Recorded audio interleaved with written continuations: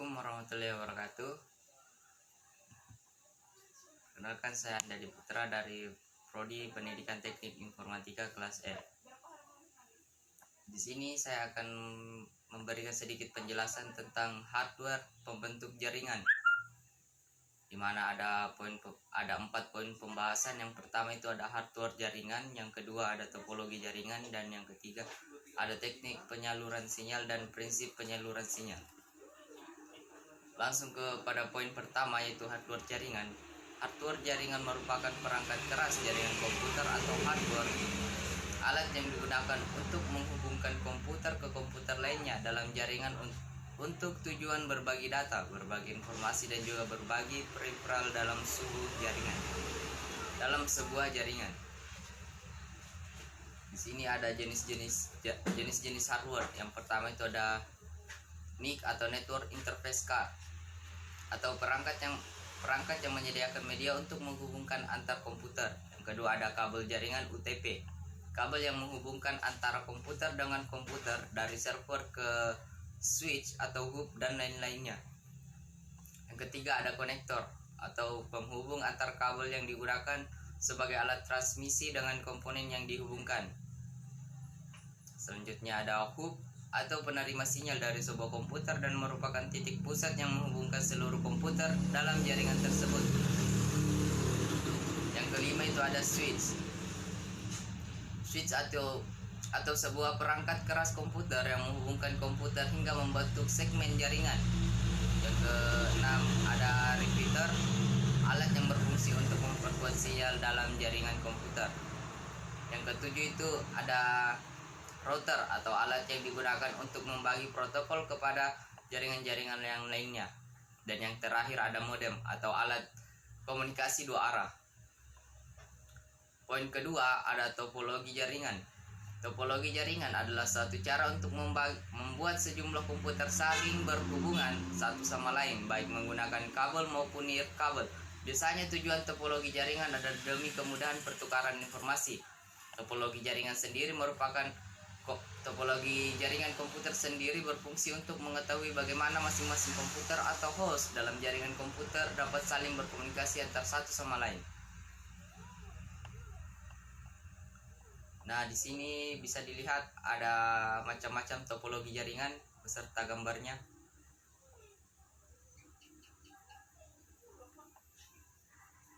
Poin selanjutnya, poin ketiga ada teknik penyaluran sinyal. Teknik penyaluran sinyal dalam saluran media transmisi dengan menggunakan teknik sebagai berikut. Ada 2 teknik yang dapat digunakan, diantaranya ada baseband atau broadband. Ada baseband dan broadband.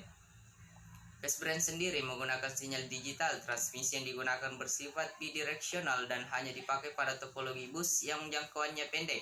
Kabel yang digunakan adalah kabel koaksial atau 50 ohm dengan spesifikasi IEE8023 Ethernet.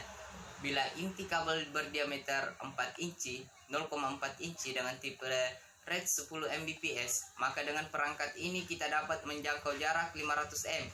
Untuk jarak yang digunakan jauh dapat digunakan reparator. Jarak yang digunakan jauh apabila jarak yang digunakan jauh dapat menggunakan repeater. Yang kedua ada broadband. Broadband sendiri menggunakan sinyal analog dengan frekuensi definition multiplexing atau FDM. Spektrum mesin transmisi dapat dibagi sesuai keperluan. Jarak yang dapat dijangkau lebih jauh dibandingkan baseband dan mendukung topologi tree. Merupakan hubungan unidireksional yang penuh mengharuskan ada 2 saluran data. Nah, di sini ada keuntungan dan kekurangan baseband dan broadband. Keuntungan untuk baseband sendiri ada biayanya murah, bentuk topologinya sederhana dan mudah dalam instalasi dan maintenance. Kalau untuk kekurangan baseband ada kapasitas pengiriman data yang sangat terbatas, ada jarak pengiriman sinyal listriknya terbatas, dan yang terakhir itu untuk area yang diperlukan area luas diperlukan biaya instalasi. Kalau untuk keuntungan broadband, ada teknologi CES yang melewati koneksi internet.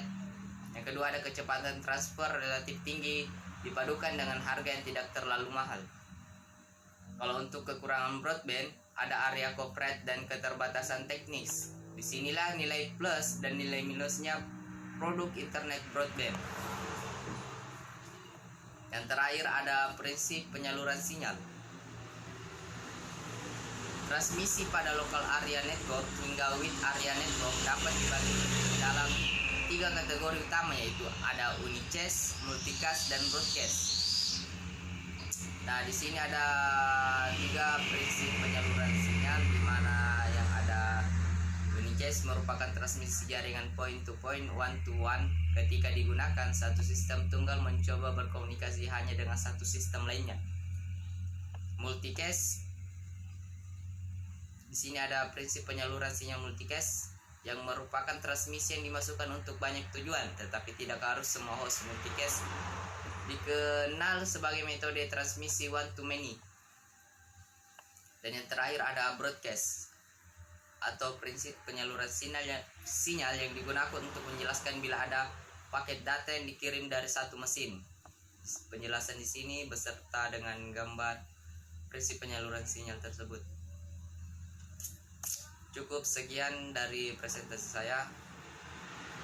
Kurang lebihnya mohon dimaafkan. Wabillahi taufiq wal hidayah. Assalamualaikum warahmatullahi wabarakatuh.